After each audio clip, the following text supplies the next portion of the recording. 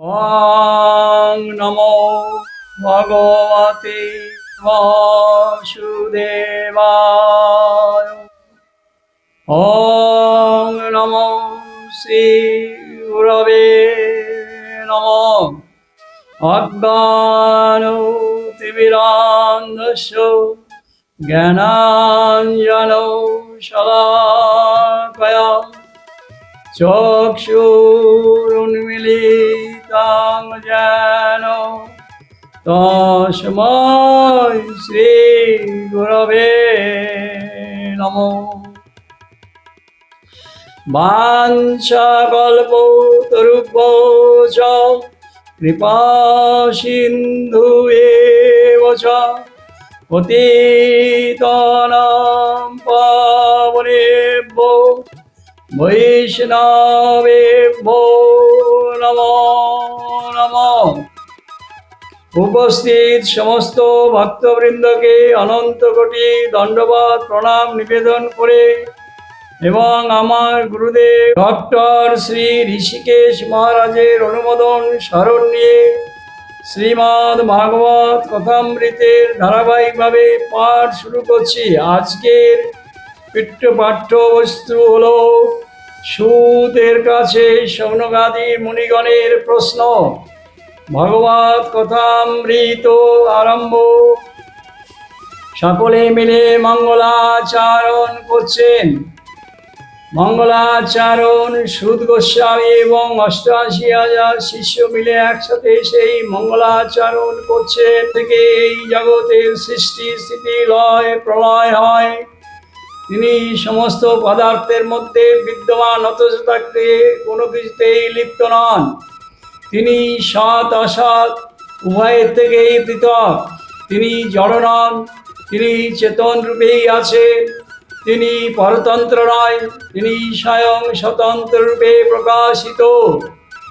এই সেই জ্যোতির্ময় পুরুষের ব্রহ্মার কাছ থেকে এই দিব্যজ্ঞান লাভ করেছিলেন ব্রহ্মা, যার তেজময় রশ্মিতে জগৎ স্থল এবং স্থলে জল রূপে পতিত হয়, যার মধ্যে এই ত্রিগুণীময়ী জগৎ মিথ্যা হলেও সত্য বলে পতিত হয়, যিনি সমস্ত মায়ার কার্য থেকে মুক্ত।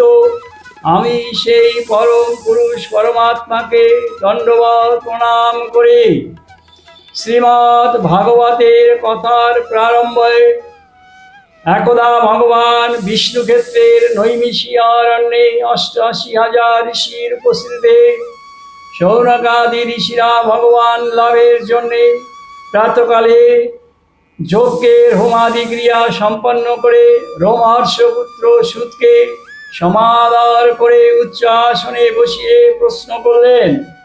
ঋষিগণ বললেন, হে সূতদেব, আপনি ভগবান বেদনারায়ণ ব্যাসের শাস্ত্র পুরাণ বিশেষজ্ঞ, তাই আপনি কৃপা করে এই কলিযুগের অল্প আয়ু জীবের কল্যাণের জন্যে ভাগবত প্রাপ্তির সহজ সাধন পথ আপনার কাছে বর্ণনা করুন। তারই উত্তরে শৌনকাদি ঋষি তখন বললেন, ভিন্ন ধর্মের বিভিন্ন মত পোষণ করে থাকে, তাই আপনি কলিযুগের অল্প আয়ুর অল্প বুদ্ধি অলস মানুষের পরম কল্যাণ পথ কি?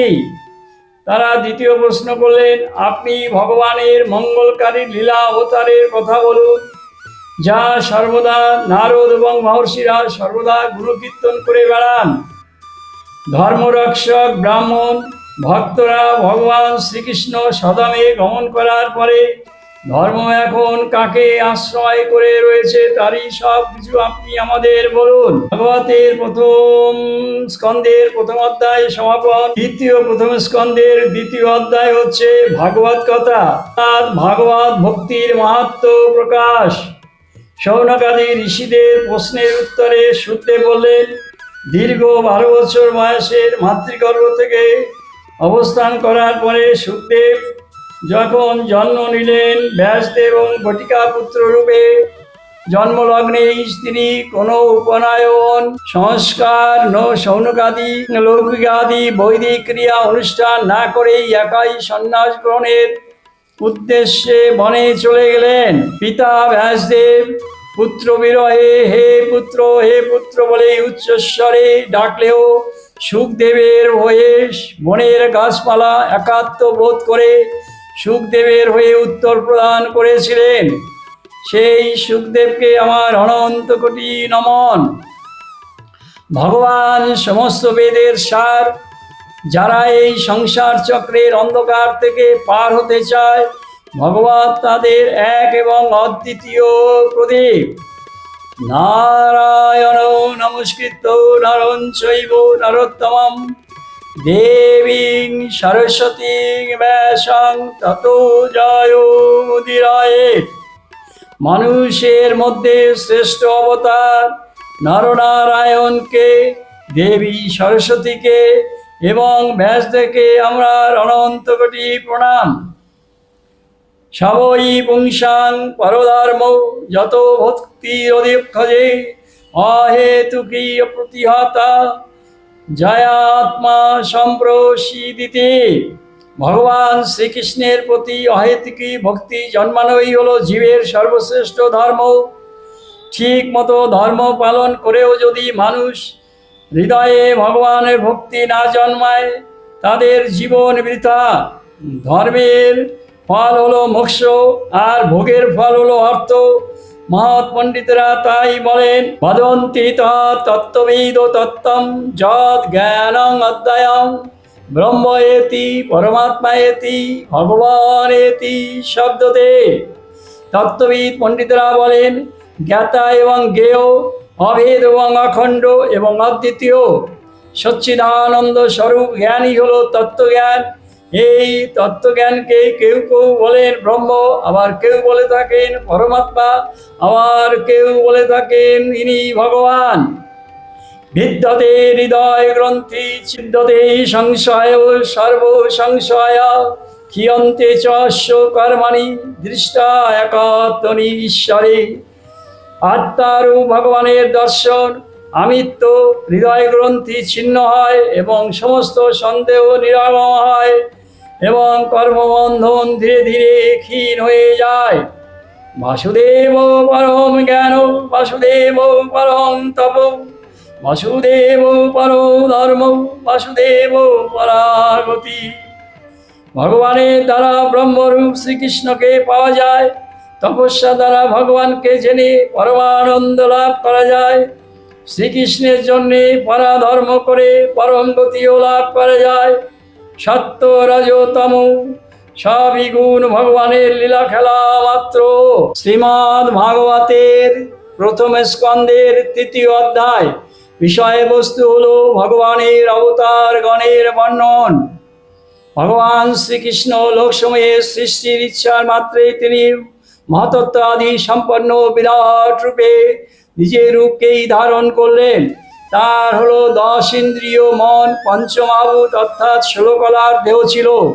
তিনি কারণার্ণবশায়ী বিষ্ণু রূপে চিন্ময় জলে নিদ্রিত যোগমায়ায় আবৃত ছিলেন। ভগবানের গর্ভদশায় বিষ্ণুর নাভি পদ্ম থেকে প্রথম জীব ব্রহ্মার সৃষ্টি হলো। ভগবানের সেই বিরাট স্বরূপের মধ্যে অসংখ্য হস্ত পদ কর্ম চক্ষু কর্ণ নাসিকা, যার মধ্যে সমস্ত জগৎ সমাহিত হয়ে আছে। এই বিরাট রূপীর ভগবানই হলেন স্বয়ং নারায়ণ। এই নারায়ণ ভগবানই হলেন সমস্ত অবতারের তন্ময় বীজ স্বরূপ। আবার নারায়ণ ক্ষুদ্রাতীত ক্ষুদ্র অংশরূপে তিনি প্রত্যেকের মধ্যে দেবতা, মানুষ, পশু, পক্ষী, গাছপালা, কীট পতঙ্গ সেই প্রভুর অংশের অবতারের বিভিন্ন দেবতার কথা হলো। প্রথম অবতার কৌমার স্বর্গে সনক, সনন্দ, সনাতন, সনত কুমার বালক ব্রহ্মরূপী অবতার নিয়ে অতি কঠিন তপস্যা ব্রহ্মচর্য পালন করে সমস্ত ঋষিদের শিক্ষাদান করেছিলেন। ভগবানের দ্বিতীয় অবতার বরাহ অবতার বিশ্বের মঙ্গলের রসাতলে থেকে পৃথিবীকে উদ্ধার করার জন্যে এবং সেই উদ্ধার পথে তিনি হিরণ্যাক্ষকেও বধ করেছিলেন। ভগবানের তৃতীয় অবতার ঋষি মার্গে দেবর্ষি নারদ কর্মের দ্বারা কর্মবন্ধনের মুক্তির জন্য তিনি পঞ্চরাত্র প্রচার করেছিলেন। ভগবানের চতুর্থ অবতার নরনারায়ণ অবতার। তিনি ধর্মের পত্নী এবং মূর্তির গর্ভে জন্ম নিয়েছিলেন। মন ইন্দ্রিয় সংযমের জন্য তিনি কঠোর তপস্যা করেছিলেন। ভগবানের পঞ্চম অবতার কপিল অবতার। দেবাহুতি এবং কর্দম পুত্র তিনি। মাতা এবং আসুরী নামক ব্রাহ্মণদের অসংখ্য তত্ত্বজ্ঞান দান করেছিলেন। ভগবানের ষষ্ঠ অবতার দত্তাত্রেয় অবতার। তিনি হলেন অত্রি মুনি এবং অনুসুয়া পুত্র। তিনি অলর্ক এবং প্রহ্লাদকে ব্রহ্মজ্ঞান দান করেছিলেন। ভগবানের সপ্তম অবতার হচ্ছে যজ্ঞ পুরুষ অবতার। রুচি এবং প্রজাপতি পত্নীর আকুতির পুত্র। তিনি নিজ পুত্র জাম এবং দেবতাদের স্বয়ম্ভু মনুর কাছে প্রতিপালক হিসাবে অনেক কিছু দান করেছিলেন। ভগবানের অষ্টম অবতার ঋষভ অবতার। নাভিদেব এবং হরুদেবীর পুত্র। সমস্ত পরমহংসদের সেবিত পথ প্রদর্শন করেছিলেন।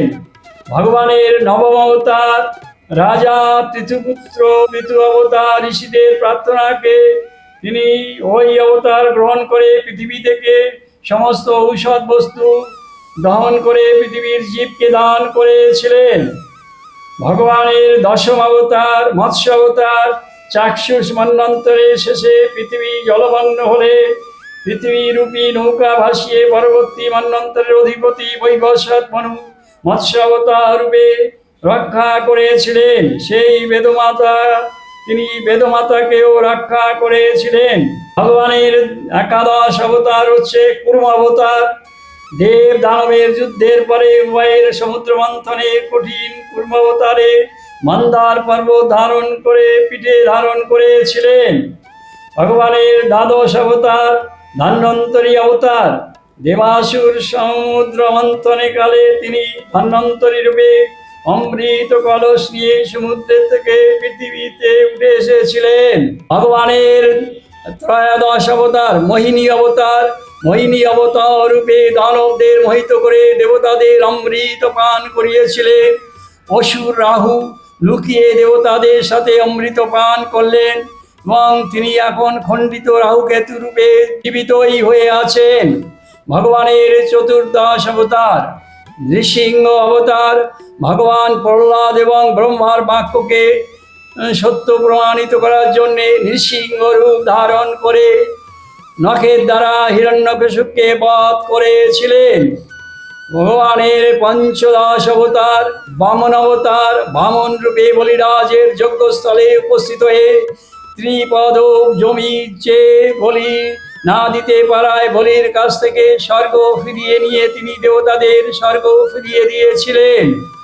ভগবানের ষোড়শ অবতার পরশুরাম অবতার। ব্রাহ্মণ রূপী পরশুরাম ব্রাহ্মণ বিদ্বেষী ক্ষত্রিয়দের 21 বার নিধন করে পৃথিবীকে থেকে ক্ষত্রিয় শূন্য করে দিয়েছিলেন। সপ্তদশ অবতার। সপ্তদশ অবতার হলেন স্বয়ং ব্যাসদেব। পরশর মুনি এবং সত্যবতীর গর্ভে তিনি জন্মগ্রহণ করেছিলেন। ব্যাসদেবের কলিযুগের অল্পবুদ্ধি মানুষের জন্য বেদের শাখা বিভাগ করেছিলেন এবং অনেক পুরাণ পুস্তকও লিখেছিলেন। ভগবানের অষ্টদশ অবতার রাম অবতার।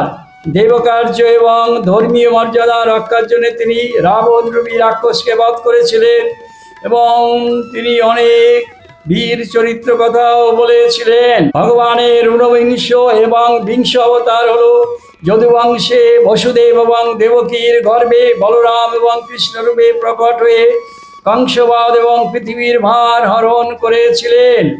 ভগবানের একবিংশ অবতার বুদ্ধ অবতার। শুদ্ধ দেব অঞ্জনার গর্ভে হিমালয়ের কুলদেশে কপিলাবস্তুতে তিনি মানব ধর্মরূপে জন্ম নিয়ে মানুষদের অহিংসার পরম ধর্ম দান করেছিলেন। ভগবানের দ্বাবিংশ অবতার কল্কি অবতার। বিষ্ণু যশ এবং যশোবতীর গর্ভে এই কলিযুগে তিনি জন্মগ্রহণ করবেন। উড়িষ্যার সম্বলপুরে জন্মগ্রহণ করে অশ্বারোহণ করে অশ্ব নিধন করে কলিযুগকে শেষ করে দেবেন। অনেকের মতে কৃষ্ণ বলরাম অবতার নন, তবে কৃষ্ণ স্বয়ং ভগবান শ্রীকৃষ্ণ হলেও সকল অবতারের অবতারী। বেদ বেদান্ত এবং সমস্ত শাস্ত্রেও সাধু ঈশ্বরের পরমেশ্বর হলেন ভগবান স্বয়ং শ্রীকৃষ্ণ। তার বিশেষ 4টি অংশ অবতার আছে। তারই সমাধি রূপে সমস্ত রূপে তিনি হলেন স্বয়ং ভগবান বাসুদেব। সেইগুলো হচ্ছে কেশ ভগবান সুতপা এবং কৃষ্ণের গর্ভে কৃপা করে অবতার গ্রহণ করেছিলেন শঙ্কর্ষণ বলরাম পরব্রহ্ম। তবে এই 4টি রূপের বিশিষ্ট নাম হচ্ছে স্বয়ং ভগবান বাসুদেব। অনেকে বিজ্ঞ পণ্ডিতরা আবার এটা বলে থাকেন এই যে 22টি অবতার ছাড়াও ভগবানের আরও 2টি বিশেষ অবতারের কথাও সেখানে বর্ণিত আছে। তারা হলেন হায়গ্রীব অবতার, তিনি তখন দস্যুদের হাত থেকে বেদকে রক্ষা করেছিলেন হায়গ্রীব অবতারে। এবং তার পরবর্তী অবতার হলো হংস অবতার। এই হংস অবতারে তিনি সমস্ত মহান ঋষিদের পরম জ্ঞান দান করেছিলেন। ওং নমো ভগবতে বাসুদেবায়। শ্রীমদ্ ভাগবতের প্রথম স্কন্ধের 4র্থ অধ্যায়। বিষয়বস্তু হলো বসুকন্যা মহর্ষি ব্যাসদেবের অপ্রসন্নতা। শৌনকাদিরা সুত গোস্বামীকে জিজ্ঞাসা করলেন ব্যাসদেব কোন স্থানে কি কারণে কোনখানে কি রচনা করেছিলেন।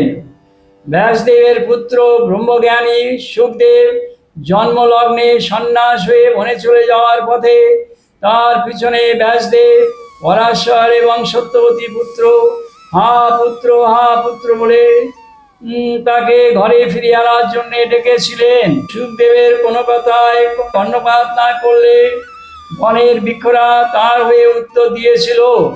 যাত্রাপথে সংসারের নগ্ন অপ্সরাগণ স্নানে মগ্ন থাকলে তারা সুখদেবকে দেখেও তাদের নগ্ন অবস্থায় ছিলেন। কিন্তু পরে ব্যাসদেব যখন আসতে দেখলেন তখন অপ্সরা তৎক্ষণাৎ কাল বিলম্ব না করে পরিধান করে নিয়েছিলেন।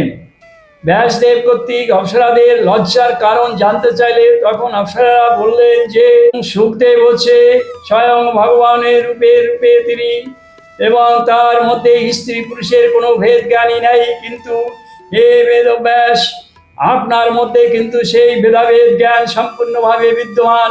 ব্যাসদেব তখন অপ্সরাদের কথা সঠিক তত্ত্ব বুঝে উঠতে পারলেন। ঋষিরা সুতের কাছে জানতে চাইলেন উন্মাদ এবং মুখ জড়ের মতো পুরু জঙ্গলে ভ্রমণ করে সুখদেবের সাথে পাণ্ডবংশীয় পরীক্ষিতের সাক্ষাৎ কিভাবে আলাপ হলো বা পরিচয় হলো। ভাগবত কথার অমৃতময় বাণী ও প্রবচন হলো। সুখদেব পৃথিবীতে ঘুরে গৃহীদের ঘরে ততক্ষণই মজুদ থাকেন যতক্ষণ পর্যন্ত কেউ দুগ্ধ দাহন করে। সেই সময়ের বেশি তিনি কখনো কারুর ঘরে দাঁড়ান না। পরীক্ষিত বা কেন গঙ্গার তীরে আমৃত্যু অনশন ব্রতে ধারণ করেছিলেন, আর কি কারণে পরীক্ষিত বিভাগী হয়ে দেহত্যাগ করেছিলেন। সুত ঋষিদের প্রশ্নের উত্তরে বলতে লাগলেন যে মহর্ষি পরশরের ঔরসে বসুকন্যা সত্যবতীর গর্ভে ব্যাসদেবের জন্ম। ব্যাসদেব এই যুগের দ্বাপর সময়ে সপ্তদশ ভগবানের কল্পাবতার রূপে জন্মগ্রহণ করেছেন। তিনি কলিযুগের অল্পজ্ঞানী মানুষের জন্য বেদকে 4 ভাগে বিভক্ত করেছেন ঋক সাম যজুর অথর্ববেদ। ঋগ্বেদের পণ্ডিত হলেন পৈল, যজুর্বেদের পণ্ডিত হলেন বিজ্ঞ বৈশম্পায়ন, সামবেদের পণ্ডিত হলেন বিজ্ঞ হলেন জৈমিনী এবং অথর্ববেদের বিজ্ঞ পণ্ডিত হলেন দারুনন্দন সামন্তমণি। ইতিহাস এবং পুরাতনে পাণ্ডুর সবচেয়ে বড় পণ্ডিত হয়েছেন স্বয়ং ব্যাসদেব। ব্যাসদেব বললেন স্ত্রী শূদ্র যারা বেদের অধিকারী নন তাদের জন্য তিনি সপ্তদশ পুরাণ রচনা করে এবং মহাভারত রচনা করেছেন। এত কিছু রচনার পরেও ব্যাসদেবের সর্বদা প্রসন্ন চিত্তেতেই থাকতেন। একদা ব্যাসদেব বদ্রীনাথ আশ্রমের সরস্বতী নদীর তীরে স্নানের পরে অপ্রসন্ন চিত্তে সরস্বতী তটেই বসে থাকায় ব্যাসের গুরুদেব হচ্ছেন স্বয়ং নারদ তথা এসে উপস্থিত হয়ে ব্যাসের অপ্রসন্নতার কারণ বুঝতে পেরে সব ব্যাখ্যা তিনি দূর করে দেওয়ার চেষ্টা করলেন। ওং নমো ভগবতে বাসুদেবায়। শ্রীমদ্ ভাগবতের প্রথম স্কন্ধের পঞ্চম অধ্যায়। এই অধ্যায়ে বর্ণিত হয়েছে নারদ কর্তৃক তার পূর্বজন্মের কৃতান্ত বর্ণন। নারদ সুখাসনে বসে পাশে শিষ্য ব্যাসদেবকে বসিয়ে বলতে লাগলেন, ব্যাসদেব, আপনি বেদের শাখা বিভাগ করে জ্ঞানীদের পরম উপকার দান করেছেন। এবার বেদের সম্যক রূপে ভাব মহাভারত রচনা করেছেন এবং সপ্তদশ পুরাণ কাহিনী রচনা করে আপনি গৃহীদেরও অনেক উপকারী করেছেন। ব্যাসদেব, যিনি ভগবানের সপ্তদশ কল্প অবতার, শ্রী নারদ হচ্ছে ভগবানের তৃতীয় অবতার, শক্তি অবতার। দণ্ডবত প্রণাম করে তিনি নিজের মনের অত্যন্ত অশান্ত ভাবকে দূর করার জন্য বললেন। নারদ তখন বললেন, আপনি জীবের ধর্মকর্মের জন্য অনেক নির্দিষ্ট রচনা করেছেন, কিন্তু আপনি ভগবান শ্রীহরির লীলাগুলা গুণ কীর্তন কিছুই বর্ণনা করেননি, যা জেনে জীব ভগবত প্রাপ্তিতে ভক্তি এবং ভগবত প্রাপ্তি অবশ্যই করতে পারবে। পরমানন্দ প্রাপ্তি হলো জীবের একমাত্র শান্তি, যা আপনার দ্বারা কখনোই বর্ণিত হয়নি, অবর্ণিতই রয়ে গেছে বলে আপনার মনে কোনো শান্তি নেই। আপনি জীবের মঙ্গলের জন্য ভগবানের শক্তি অবতারের কথা এসছি, তাই আপনি ধ্যান সমাধি মন্দিরের মাধ্যমে প্রকৃত স্বরূপ জেনে তার গুণলীলা বর্ণন করুন। ভগবান স্বয়ংই হলেন প্রকৃতি ও পুরুষ, তাই আপনি আপনার অনুক্ত ব্যক্তকে পূর্ণাঙ্গরূপে পরিপূর্ণ করুন। ভগবান স্বয়ং জগতের সৃষ্টিকর্তা লয় হয়েও তিনি এই জগতে বিদ্যমানই থাকেন। তিনি জীবের আত্মা হয়েও প্রাণবায়ুর মাধ্যমে তিনি জীবের ভিতরেই বসবাস করেন এবং সর্বত্র তিনি বিরাজ করেন। তিনি দ্রষ্টা, তিনি দৃশ্য, তিনি আমার অদৃশ্য। নারদ তখন ব্যাসদেবকে অতীত কল্পে তার পূর্বজন্মের কথা বললেন। পূর্বে জন্মে আমি বেদজ্ঞ ব্রাহ্মণের দাসীপুত্র ছিলাম মাত্র। বর্ষাকালে চাতুর্মাস্য ব্রতের সময়ে তারা সকলে একত্রিত হয়েছিল। আমি তাদের সেবায় নিযুক্ত ছিলাম। যদিও আমি তখন মাত্র 5 বছরের বালক ছিলাম, তবু আমার মধ্যে তাদের সেবা করায় আমার অন্য কোনো কিছুই আর ভালো লাগতো না। সাধুরা আমাকে তাদের অজ্ঞাত আজ্ঞাবাহক সেবক মনে করে আমাকে তাদের ভিক্ষা পাত্রে সংলগ্ন অন্ন আমাকে প্রসাদ হিসেবে বিতরণ করত এবং আমি তাদের প্রসাদ প্রাপ্যতে আমার চিত্ত সম্পূর্ণরূপে সিদ্ধি হয়ে গেল। আমি তাদের মতো ভগবানের পূজা পাঠ করতে লাগলাম এবং তাদের মুখ থেকে ভগবান শ্রীকৃষ্ণের অমৃতময় লীলা কথা শ্রবণ করতাম। আমার চিত্তে গোবিন্দ একান্তভাবে নিবিষ্ট হয়ে গেল এবং সেই সত্য সংকল্প ব্যাস ভগবত কৃপায় ভগবানকে সঠিকভাবে জানতে বা বুঝতে পারলাম এবং তার কৃপায় আমার জীবনও ধন্য হয়ে গেল। ওং নমো ভগবতে বাসুদেবায়। শ্রীমদ্ ভাগবতের প্রথম স্কন্ধের 6ষ্ঠ অধ্যায়। নারদের পূর্বজন্মের বৃত্তান্ত। বেদজ্ঞ ব্রাহ্মণ পণ্ডিতরা চাতুর্বর্ষ ব্রত সমাপন করে যারা চলে গেলে আমি তাদের উপদেশ মতো সাধন ভজন জীবন যাপন করতে লাগলাম। আমার বয়স হয়েছিল তখন মাত্র 5 বছর। আমি বিধবা দাসীর একমাত্র সন্তান ছিলাম। তার মতনই আমি একমাত্র, সেই মাতাই আমার একমাত্র ছিল ভরসা। মা আমার জীবন নির্বাহের জন্য অক্লান্ত পরিশ্রম করতেন। একদিন অতি ভোরে মা বনপথে কোনো গৃহে দুগ্ধ দহনের কাজে যাচ্ছিলেন। পথে তাকে সর্পদর্শন করলে তার মৃত্যু হয়ে গেল। অনেক কিছু বোঝার পরে আমি এটাই চিন্তা করলাম যে পরম কল্যাণকারী ভগবান আমার এই অবস্থার সৃষ্টি করেছেন। তিনি আমাকে ভগবত পাওয়ার উদ্দেশ্যেই হয়তো হবে। তাই তিনি বন জঙ্গলের পথ দিয়ে হাঁটতে গৃহবিমুখ ত্যাগ করে উত্তর মুখে জঙ্গলের মধ্যে দিয়ে যাত্রা শুরু করলাম। গ্রাম, নদী, জনপদ, পাহাড়, পর্বত, গিরি, বন্দর পার করে চলতে চলতে আমি অতি ক্লান্ত হয়ে পড়লাম। তখন আমি এক নদীর জলে স্নান করে জল পান করে শুদ্ধ চিত্তে আসনে পরিবেশন করে ভগবানের ধ্যান করতেই লাগলাম। আমার মন ভগবত প্রাপ্তি দর্শনে লালায়িত হয়ে উঠল। আমার চোখ দিয়ে অবিরত সৃজল করতে থাকলো, শরীর রোমাঞ্চিত হতে থাকলো। ধীরে ধীরে আমার মন ভগবানে সমাহিত হয়ে গেল। আমি তখন বুঝতে পারলাম ভগবান আমার সামনে এসে উপস্থিত হয়েছে এবং আমি তখন সমস্ত জ্ঞান হারিয়ে ফেললাম। তখনই ভগবান আমার হৃদয়ে প্রবেশ করলো। আমার উদ্দেশ্য, আমার উপাস্য, আমার উপাসকদের কোনো কথা, কোনো কিছুই আমার মনে ছিল না। আমি করণীয় কি তাও বুঝতে পারলাম না। ভগবানকে পেয়েও আমার কি করণীয় তা আমি বুঝতে পারলাম না। সহসা ভগবান আমার থেকে অন্তর্হিত হয়ে গেল। আমি অনেক চেষ্টা করেও আর তার দেখা পেলাম না। তখন ভগবান আমাকে শান্ত গম্ভীর স্বরে বললেন, তুমি আমার এই দেহ দিয়ে আমার দর্শন আর কখনো পাবে না। তোমার তীব্র ইচ্ছাতেই আমি তোমার দর্শন দিয়েছিলাম। তুমি সাধনার নিরসতা প্রার্থনা করে এবারে কল্পান্তে তুমি পার্শ্বদ হয়ে ত্রিভুবনে আমার বার্তা পৌঁছে দিতে পারবে। এরপরে আমি আসক্তি শূন্য হয়ে পথে অনুগমনের পরে বিশুদ্ধ অন্তঃকরণ শুদ্ধ করার ব্যবস্থা করলাম। হঠাৎ বিদ্যুৎ ঝলতের মতন আমার মৃত্যু হয়ে গেল। আমার প্রারব্ধ কর্ম শেষ হয়েছে। আমার পঞ্চম ভৌতিক দেহেরও নষ্ট হয়ে গেল। তখন আমার ভগবত পার্শ্বদ দেহ প্রাপ্তির কথা উপস্থিত হওয়ার জন্য আমি কারণান্বের সাহিত্যী কারণবে সাহিত্য ভগবান নারায়ণের কাছে এলাম এবং সেখানে এসে উপস্থিত হয়ে ভগবান দেখি যে ব্রহ্মা ও রাত্রি অগমানে ব্রহ্ম তখন ভগবানের হৃদয়ে প্রবেশ করে গেল।